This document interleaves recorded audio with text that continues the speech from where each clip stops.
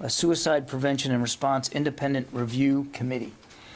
This committee will conduct a comprehensive review of the department's efforts to prevent suicide, and as a result of that, this review committee will visit multiple installations here at home and overseas, as well as conducting additional information gathering to strengthen our actions in this space. It's imperative. The Secretary believes that we continue to take care of all our teammates and reinforce that mental health and suicide prevention remain a key priority. I think you've heard the Secretary say many times, mental health is health, period. Ultimately, that health is critical to our readiness. Now, one death by suicide is, of course, one too many, and suicide rates among our service members are way too high still. I mean, just in 2020 alone, we had a total of 580 service members die by suicide. That includes active reserve and National Guard. So clearly, obviously, we have more work to do, and it's the Secretary's intention that this independent review committee will help us wrap our arms around this and really try to come up with some more innovative solutions for how to prevent suicide and how to make sure that everybody's getting the mental health support that they need and deserve. Okay, with that, we'll take questions. I think, Bob, you're first, and you're on the phone. Yes, thank you, John. I have a question about Ukraine, but also on the suicide. On your announcement about the Suicide Review Committee, you cited a figure for the number of suicides in 2020. Is Secretary Austin taking this action because there was a further increase last year, or is he seeing something that has triggered this decision to review what you've already been doing? That's my first question. The question on Ukraine, if you don't mind, is the Ukrainian government said today that its forces have retaken the Kyiv suburb of Makariv. I'm wondering if you agree with that assessment, and beyond that specific case, do you see anywhere else in the country where Ukrainian forces are regaining or retaking ground that they had previously lost? Thank you. Thanks, Bob. On the suicide question, as you know, Bob, the calendar year 21 numbers are not in yet. There's a bit of a lag. In fact, the 20 numbers, really, we didn't get them tabulated until just last fall. So it's going to be a while before we've seen the 21 numbers, but the Secretary's not interested in waiting for the 21 data. He's seen enough based on the 20 data and then the anecdotal reporting that's been coming in throughout the course of 21. He's seen enough to know that we've got to do something different. That we've got to try to take additional and more creative action here. One suicide, again, is one too many. He visited Alaska. There'll be bases in Alaska will be part of the installations that will be visited by the Independent Review Committee. And he spent a lot of time when he went out to Fairbanks talking with troops and commanders about the challenges there with respect to mental health and suicide. So he's going to stay focused on this, and it's not waiting for the 21 data to come in. On your second question about the suburb of Kyiv, we're not in a position to confirm that that suburb around Kyiv has been retaken by the Ukrainians. What I would tell you is, though, that we have seen indications that the Ukrainians are going a bit more on the offense now. They have been defending very smartly, very nimbly, very creatively in places that they believe are the right places to defend. And we have seen them now in places, particularly in the south, near Kherson. They have tried to regain territory. Again, we don't have great fidelity of tactical movements, but we have seen them make these efforts. And I would tell you, Bob, I mean, it's not the Ukrainians themselves several days ago said that they were planning on counterattacks, and so I think we have seen indications that they're moving in that direction. Okay, next question, Travis. Yeah, thanks. I want to follow up on the suicide issue. Obviously, this has been a huge problem for years and years, and there's been a lot of time that the department, the military service branches have invested in trying to get at this issue. Does the Secretary have any initial assessment on why he believes this is so difficult problem, and what can be done that is different than what has been done in the past? And my second question is involves Ukraine. You mentioned the Secretary is traveling to Poland again, and we have thousands of U.S. service members there, the 82nd. Can you give us some update on what they're doing there, whether they are involved in exercises with the Poles, whether they're hunkered down? What is their status and what are they up to now? And do you have an updated number in the number of Americans that they've assisted who have fled from Ukraine? Thanks. Okay, there's an awful lot there, so let me try to tackle one at a time. I think if the Secretary were here, he would tell you that if he knew how to prevent suicides, if it was that easy, then we would have solved it by now. It's a very complex problem, and each suicide is very individual. There's not going to be, and there hasn't been, a silver bullet, and we're not looking for one, Travis, to be honest with you. One of the things, several of the things he heard when we went out to Fairbanks, he had a chance to spend time with some mental health experts, particularly from the university there, came in and spent time with him. And they walked him through some of the complexities they've seen with respect to suicide and suicide prevention efforts. Each one is an individual tragedy, and it's difficult to wrap your arms around what's causing it. I think the Secretary believes that one problem that we have to get after is the stigma of seeking help for mental health problems, which is still a problem in the military.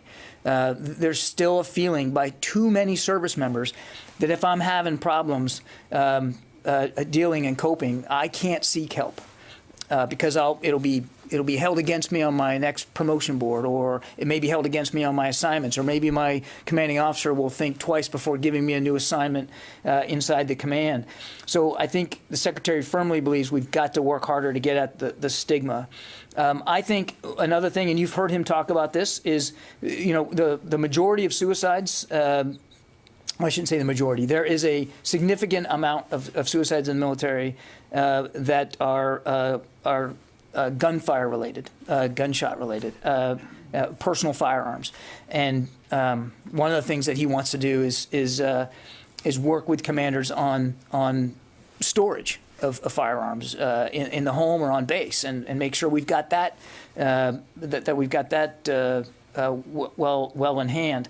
And then the other thing, Travis, and this is why I think you'll see in the memo that the Secretary is putting forward a list of some initial installations that he wants visited by the Independent Review Commission, is the geographic isolation in some of our assignments and where some of our troops and families are working, as well as the resources at some of those installations with respect to mental health. So there's an awful lot. It's very complex, and I think we would be doing ourselves and our teammates a disservice if we tried to simplify this as, here's one thing or two things that can fix it. It's very complicated, and it is so individualistic.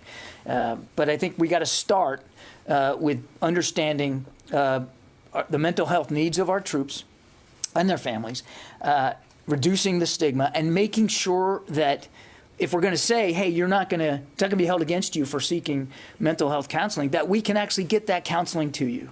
And it's available. So it's a resourcing issue as well. But look, we look forward to seeing what the Independent Review Committee comes back with. The whole reason of standing this up is to try to help answer your question, and that's what the Secretary wants done. And I just totally forgot your other questions. Ukraine, 82nd Ukraine. Thank you. They're still there. As you know, Poland now hosts thousands of U.S. troops on rotational orders, of course. The 82nd are there. They are conducting training with our Polish allies, so they are doing training and exercises. They were ready to assist with the evacuation of American citizens coming from Ukraine. They had several facilitation areas where they could help with folks that needed transportation assistance, some food, some water, some medical care as they came across the border. There wasn't a large number. I can get you the exact number. I don't have it with me, but it was a handful that ended up needing support from the 82nd Airborne. And what they were trained to do, ready to do was, again, food, water, internet access, helping them move on. Most of the Americans, the vast majority, and I think it's been several thousand, I think, since the course of the invasion that left Ukraine, already had tickets in hand, places to go. They were ready, so they didn't really need U.S. military support, but we wanted to be there just in case. And the other thing they're doing is contributing to the assurance and deterrence measures that all the forces that the Secretary ordered to the eastern flank have been doing, to bolster the eastern flank of NATO, to make sure that we're sending a strong signal, not just to Mr. Putin, but to our allies, that Article 5 is important to us. It matters, and we take that seriously. Does that answer your question? Yes, thank you. When will the commission wrap up its work, the Suicide Commission? When will it wrap up its work? Yeah, is there a deadline? Did the Secretary? I don't have that. I don't have that for you. Yeah. Yeah. Thank you. There are two things. One, Kremlin spokesperson Peskov today said that the Russian President Vladimir Putin is ready to employ nuclear arms in case Russia feels threatened, feel an existential threat. Are you concerned with respect to that statement? And have you ever seen any changes in Russian nuclear posture over the course of a few weeks? I'm not going to get into intelligence assessments. I would just tell you that we monitor this as best we can every day. And we haven't seen anything that would lead us to conclude that we need to change our strategic deterrent posture. The Secretary is still comfortable and confident that our strategic deterrent posture is well configured to defend not only the homeland, but our allies and our partners. And as to the first part of your question, I mean, as you've heard the Secretary say many times, it's the kind of rhetoric that's been out there on the use of potential use of nuclear weapons or changes in nuclear posture is it's dangerous. And it's not the way a responsible nuclear power should act. So we've been very clear about that. Travis, I just looked at my notes. I don't have an end date for you, but so within 60 days from today, PNR, Personnel and Readiness, will issue a memo identifying the members of the Independent Review Commission, the timeline for the installation visits, and then a charter that will outline the approach to the collective efforts of the Independent Review Commission. The Secretary's going to have them commence their work no later than the 14th of May this year, and they'll begin installation visits no later than the 1st of August. So it's not a real answer to your question, but it does get at the timeline, and I believe all that's laid out in the Secretary's memo. So apologize I didn't have that before. Yeah. I have another one, sorry. Okay. There is also reports that some of the mines are drifted away from Odessa into the Black Sea. Have you seen any indications of that, or are you going to help Romania, Turkey to deal with those mines in case of a... We haven't seen. I can't confirm reports of mines and where they might be in the northern Black Sea. No. Yeah, Tony. A couple questions. I'll take them one at a time. What's the status of the Pentagon's finding sources for the $800 million in lethal and non-lethal aid to the Ukrainian military? We're still working that through, Tony. The policy folks here at OSD, the Joint Staff, and the various relevant combatant commanders are all working on the sourcing right now. Is it difficult? I mean, Stingers, Javelins, and these little drones, I mean, aren't they in It's the not that inventory? it's difficult. I mean, it's a large package that the president signed out. $800 million. You've seen the list, and so we want to properly source it, make sure that we can get our hands on this, and that it can be properly arranged for shipment into Ukraine as fast as possible. But I don't have a timeline for you. I have a transparency question, totally different, distant from Ukraine. The Senate Armed Services Committee today took up the nomination of William LaPlante to be the Pentagon's top weapons buyer. In its questions in advance to him, it raised concerns about the potential overuse and abuse of this ubiquitous Controlled Unclassified Information, CUI label that's on everything but toilet paper. You were cleared at the highest levels to see classified and CUI. Need to ask you, is it your view that this label is being overused and abused, and that the Senate committee has a point? What I would tell you, Tony, is CUI has a purpose, and I don't think I don't see that purpose going away. We have an obligation to protect information that could give our adversaries advantage.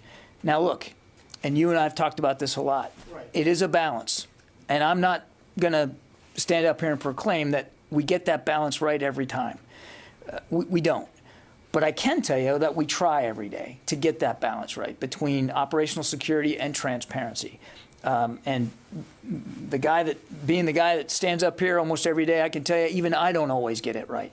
But we do try. And the Secretary's mindful, again, that we have obligations to the American people and certainly to the oversight of Congress to be as open and transparent as we can. But we also have an obligation to protect information that we don't want out in the public sphere. So I'm not going to make a definitive declaration here on CUI, except to say it does serve a purpose. And we have to be mindful every day. We have to look at how we're using not just that, but other levels of classification to make sure we're treating it appropriately. Is it possible that the Secretary may launch a review, or Mr. LaPlante may launch a review just to see whether the services are being too protective? I know of no plans by the Secretary to launch a review of classification, and I think Mr. LaPlante would tell you that he's not confirmed yet. So I don't know that he's got that kind of planning. Yes, sir. Megan. Two things on the Suicide Independent Review Commission. How are the bases that are going to be visited chosen? Looks like there's 3 in Alaska, and then the other ones are a little more spread out. And who is the department looking to put on this commission? From what backgrounds and experience are you looking for? So, great questions, Megan. This is just an initial list.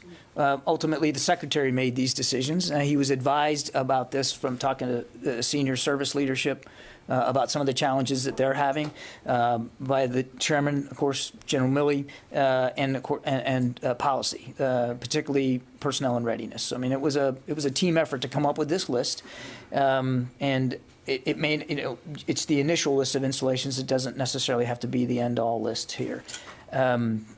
And you had another one. Who are you looking for to be on the commission? Oh, so we're going to, as I said, we're going to get to, PNR will come up with 60 days. It'll come up with a list identifying them.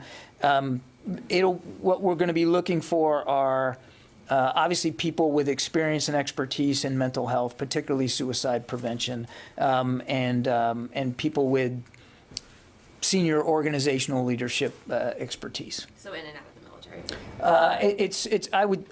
Again, I don't want to get ahead of the decision process, but there'll be a significant amount of reliance on outside experts. That's what independent's all about, and so I would look for that to be the main focus, outside expertise. The Sexual Assault Commission everybody was from outside of the Defense Department, but many of them were veterans, had experience in both domains, both in and out. So well, as I said, senior organizational leadership experience, and I don't want to get ahead of the process, but independent for the Secretary means independent. We want them to be able to be brutally honest with us about what they're finding, and therefore their ability to do that, the freedom that they have to do that's going to be important to the Secretary. Louis. John, Jake Sullivan at the White House discussed some of the things that the President was going to be talking about at the NATO summit. One of the things he talked about was working with allies on a longer-term adjustments to NATO's force posture on the eastern flank. In answer to Travis's question, you talked a lot about the 82nd.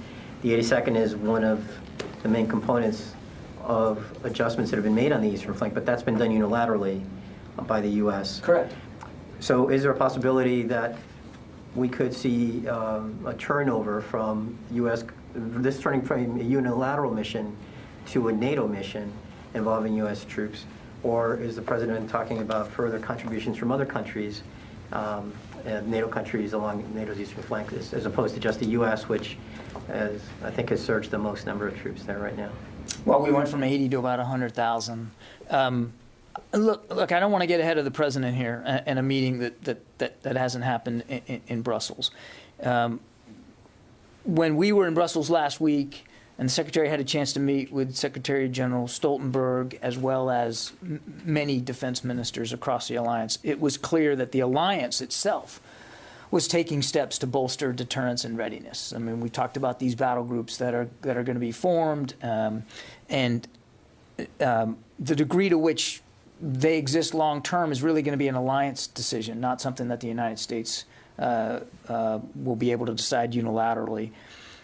But even before this invasion, we had some 80,000 troops on rotational and or permanent deployments to Europe. And some of that, as you well know, is a result of decisions that President Obama made back in 2014 with the European Deterrence Initiative, with these additional rotational deployments.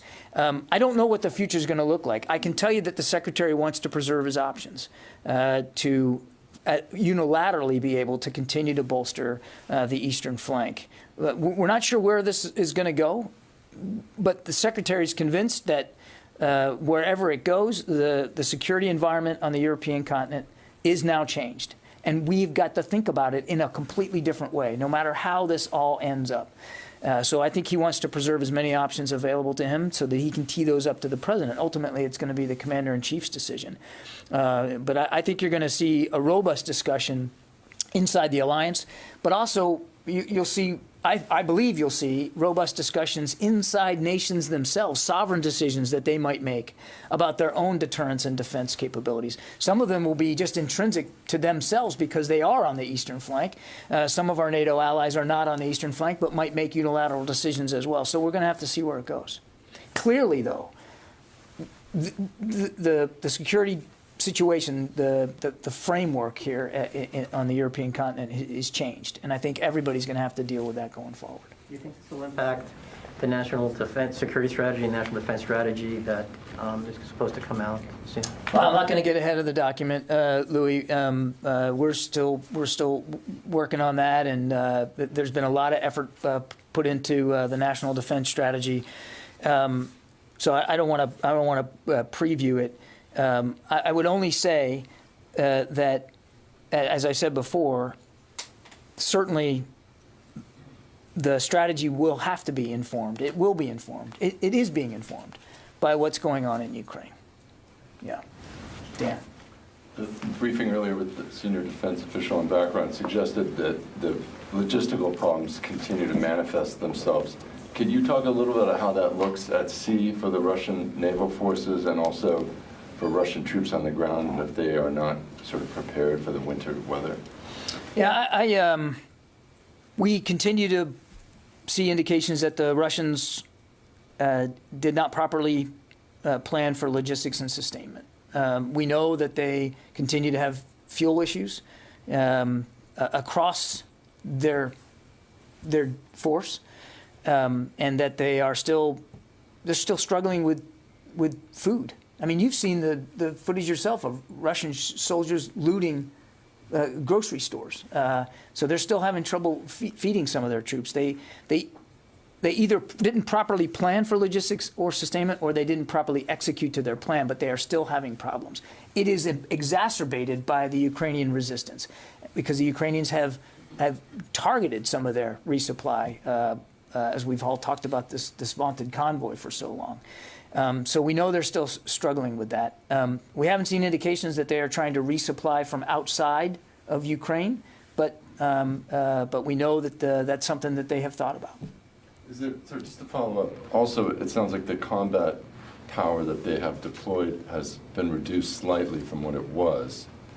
How do you explain that shift? And is there some sign that they're pulling some forces out in some way? And is that connected to logistics or munitions? Have the combat power has... The combat power in being employed at the moment is less than 90%. Well, I mean, I can't speak to specific data about their combat power, but I mean, they've been at this now for 27 days. They've expended a lot of munitions. They have put a lot of forces into this fight. And they're flying aircraft and they're launching missiles, and you're seeing it for yourself, the kinds of hardware that they're putting into this. So it follows that after 27 days, that there's going to be a decrement to some of their inventory. But I would remind Dan, and we said this as far back as November and December, they have over time built up a significant amount of combat capability to conduct this operation, this war, and they still have. Our assessment is they still have a significant amount of that combat capability available to them. That said, they have been increasingly frustrated by a lack of progress. Here it is day 27, and they haven't taken Kyiv. They haven't taken Kharkiv. They haven't taken Chernihiv. They haven't been able to isolate the Donbass area. The Ukrainians are fighting back very creatively, very bravely, and that's not by accident either. I mean, there's been a lot of training, a lot of security assistance that's been provided to them over the last 8 years, certainly over the last year in particular, that has helped the Ukrainians stay in the fight. Zoe. Yes. Yesterday you spoke about the Air Force activity that has picked up. Does it continue today? Are the Ukrainians using their planes more? I'm going to refrain from talking about the Ukrainian order of battle, Sylvie. I think you can understand why we wouldn't want to do that. I would just say a couple of things. One, we don't believe that the Russians have achieved air superiority over Ukraine. They're dominant in some areas, to be sure, but not over the whole country. Two, the airspace is contested, and it's contested because the Ukrainians are making it that way, and they're being very smart about how they're marshaling and using their air defense resources, which includes fixed and rotary wing aircraft, which they continue to fly. Let me go back to the phones here because I kind of ignored that. Phil Stort, Reuters. Thanks. You said earlier that the Ukrainians were going on the offensive. Do you think, from a military perspective, it's possible that Ukraine can win the war? We do assess that in some places they are attempting to take back territory that the Russians have captured or occupied. I would just tell you, Phil, the Russians have not achieved any of the strategic objectives that they set out to. And they certainly haven't achieved the objectives that they have easily or without loss.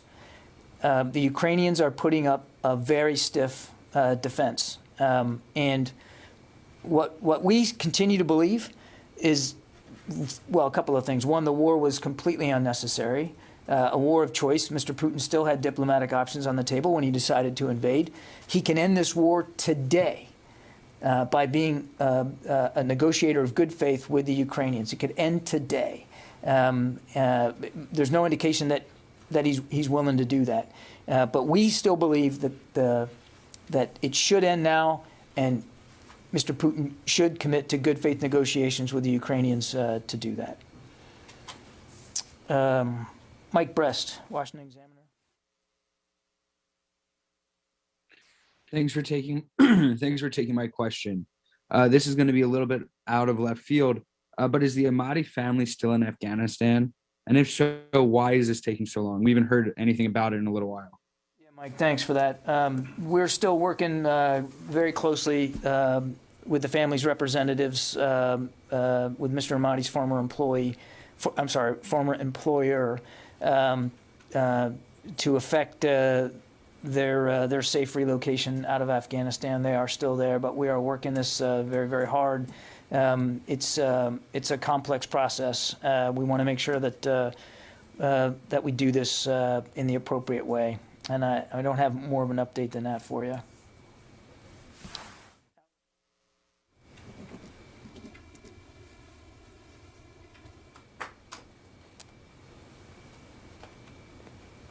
Nothing heard. Mike? Yeah, John, can you comment on the high mortality rate of Russian generals in this campaign? As you know, the U.S. sustained one general officer loss after 20 years in Afghanistan. But I mean, if Ukraine is correct, there have been 5 Russian generals killed in a month. Yeah, we can't verify those numbers, Mike. I mean, we've seen them. I know the Ukrainians have reported the number. I think the Do you Russians. think it says anything about the Russia's military or about this, just sort of the unique nature of this campaign, assuming they've lost? I mean, again, you have to assume that they've lost all those generals, and we're not in a position to independently verify that. The Russian military is not organized the way we are. You know, they don't really have a non-commissioned officer corps. And they have been struggling. So it's not out of the realm of the possible that more generals are more in the field. But I just can't verify I can't verify the numbers of how many they're losing. Look, take a step back.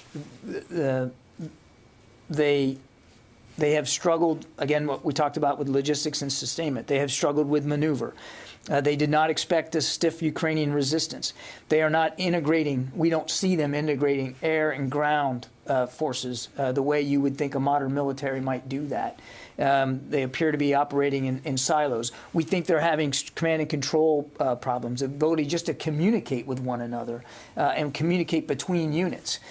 So there's been a lot that they haven't done successfully here. And again, all of that can end today if Mr. Putin agrees to negotiate in good faith and end the war.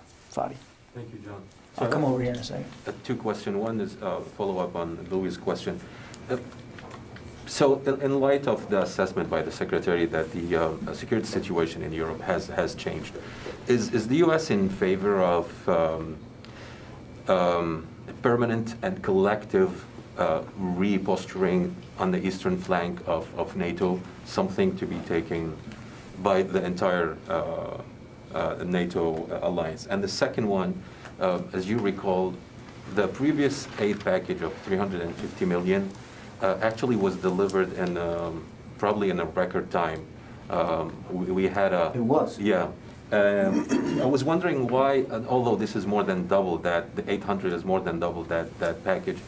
Can you explain why you're still looking into how to source it? Are there like issues related to shortages? I mean, what's the reason? I mean, look, yes, you're right. We delivered that $350 million in record time, and we're going to be moving out just as expeditiously on this $800 million. I mean, it just got announced by the president a few days ago, and there's a lot in it. I would also remind, Fadi, that there are shipments arriving literally as we speak every day. We're still completing that $350 million. I think we'll finally get to the end of it by the end of this week. So we're working on this very, very hard. I mean, just think about it. In 1 year alone, the Biden administration committed $650 million originally. Then we added 350, then another 200, and then another 800.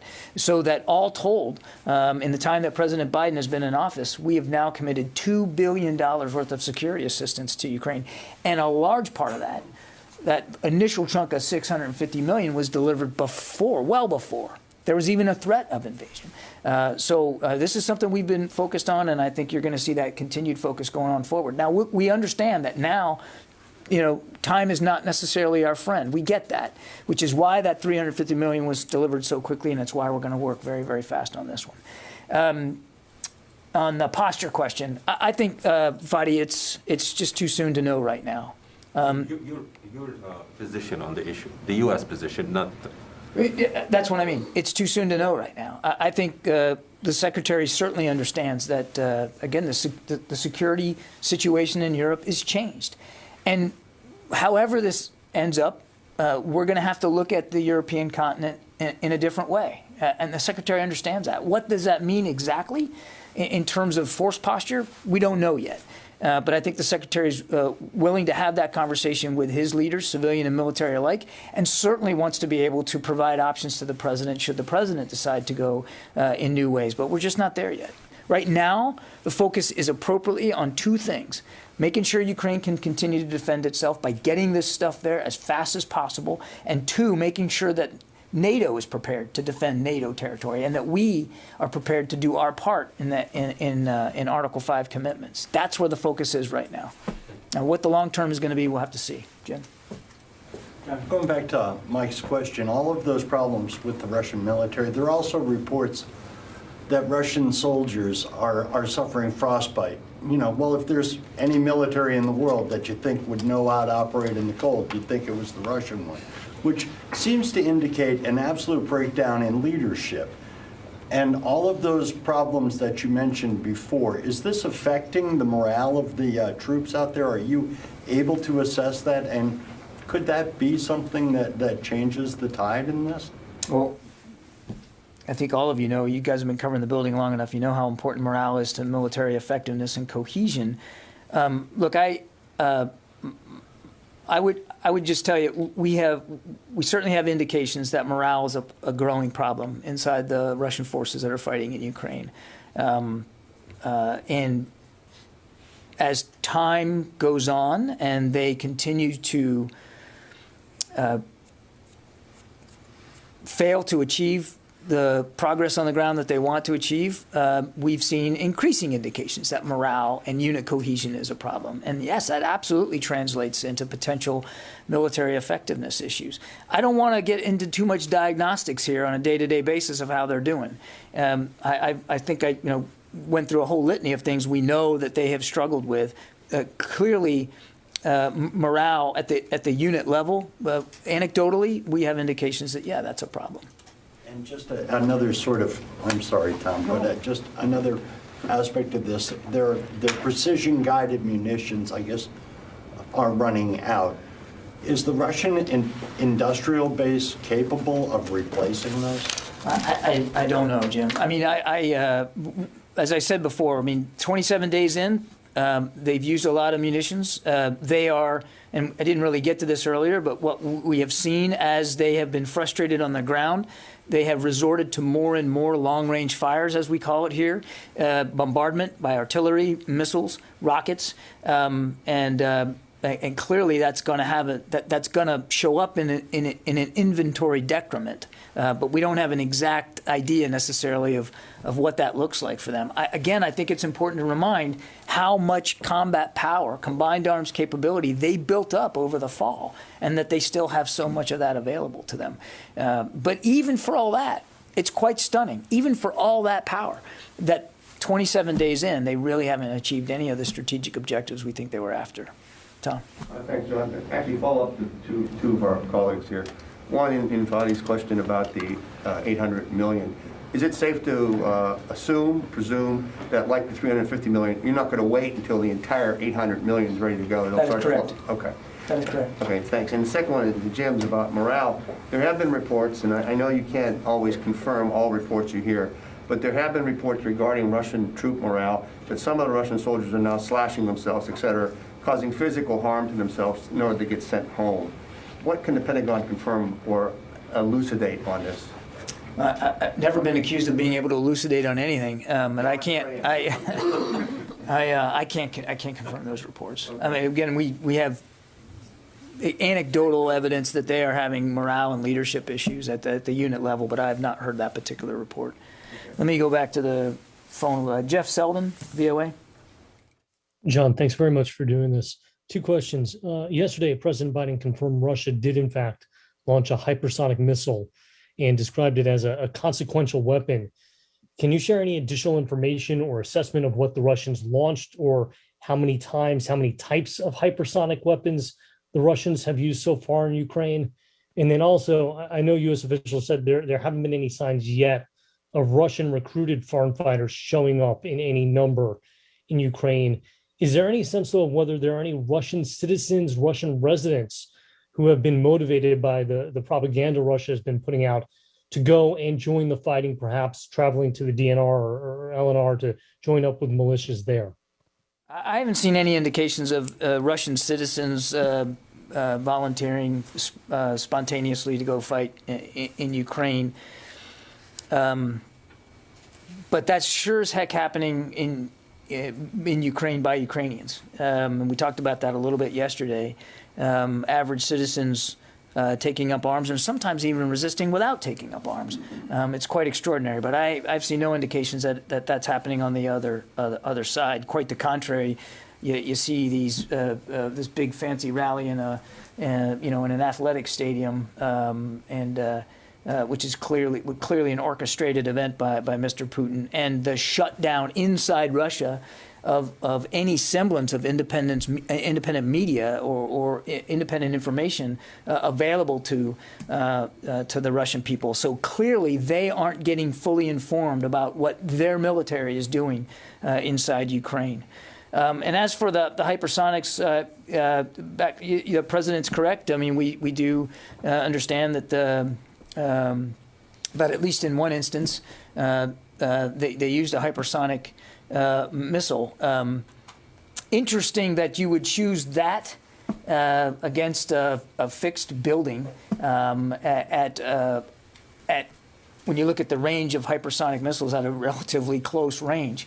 It's hard to know what exactly the justification was for that, but it could very well be tied to inventory the problems that, and performance problems that they're having with respect to precision-guided munitions. So we'll just have to see where that goes. As you've heard the Secretary say, and he said it just again on Sunday, we don't view the use of that type of weapon as some sort of game changer here.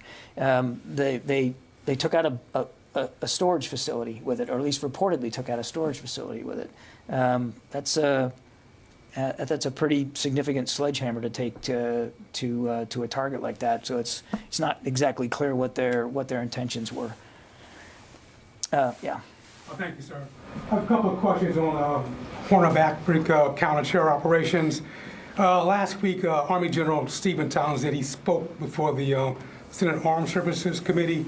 And he raised a couple of concerns regarding counter-terror operations. The first was the so-called security challenges and risk as a result of former Trump pulling out the majority of about 700 U.S. troops from Somalia. And he said it's hindering the ability to battle al-Shabaab. Then he also had concerns about the so-called over-the-horizon approach to counter operations coming from Djibouti into Somalia, sort of like commuting back and forth. And he also said that was sort of hindering counter operations, that maybe it would be better to have a mixture of boots on the ground. So what does the Secretary think about these concerns? And are there going to be troops, is he considering troops being deployed back to Somalia? And what's his position on the effectiveness of the over-the-horizon approach? Thank you. Again, there's an awful lot there. I'm not going to get ahead of decisions the Secretary has or has not made, or advice that he's going to give to the Commander-in-Chief with respect to our force posture in Africa. Clearly, General Townsend was, honestly speaking, about a continued threat from terrorist groups in Africa. And we're mindful of that. And we're going to continue to work with General Townsend and our partners on the continent to adjust posture as necessary. I don't have anything to speak to today, no announcements to make, but it's not a threat that we're taking lightly or that we're going to ignore. Again, I don't want to get ahead of it. You could look at the global posture review and see how we laid out some of the concerns in Africa, and again, we'll see where this goes. Yeah. Is that Orrin? Yeah. Is there an effort to try to get a snapshot of civilian casualties at some point now that we're reaching the 1 month mark, or an assessment on what that number could be? And in a related question, what specifically is DOD doing to assist in the evaluation of possible war crimes? So on your first question, I mean, there's no effort here by the Department of Defense to tally civilian casualties. I mean, there's other international organizations that are taking a look at this. Orrin, and you've seen the estimates as well as we have. We're just not in a position to independently be able to verify those. We're not on the ground. And as you well know, I mean, civilian casualties, even when it's an operation when we are on the ground, is often a difficult thing to nail down specifically. So we're not going to take that mission on here to try to give a tally. Clearly, there are civilian casualties, and clearly they're mounting every day because of the indiscriminate attacks that the Russians are conducting, because of what we see as intentional now, as they have become more frustrated and relied more on long-range fires, intentional targeting of civilians and civilian infrastructure, residential homes, residential areas, hospitals, schools, that kind of thing. And as I said yesterday, we believe there is evidence of war crimes by by the Russian armed forces. And we, across the administration, not just the Department of Defense, the administration is going to continue to gather evidence to provide to numerous investigative bodies as they look at this. But it's also, while we do that and while that's important, it's also for the whole world to see.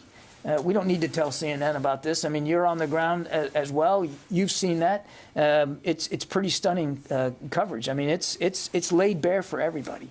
I won't get ahead, and it wouldn't be appropriate for us at the department to get ahead of investigative processes that we don't own.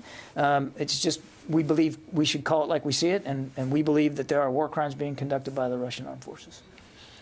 Heather from USNI. Thank you so much.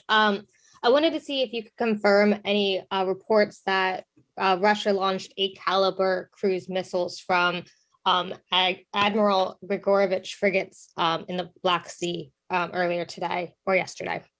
Heather, I can't. I'm not able to confirm that particular bit of reporting. What I can tell you is we have seen in the last 48 hours or so, we have seen increased naval activity in the northern Black Sea. We have indications that in the Sea of Azov off Mariupol, that the Russian naval vessels have contributed to the bombardment of Mariupol from the sea, but it's difficult for us to quantify that, and we can't get to the level of detail about what munitions were used. But clearly, in the last couple of days, there has been increased Russian naval activity in the Black Sea.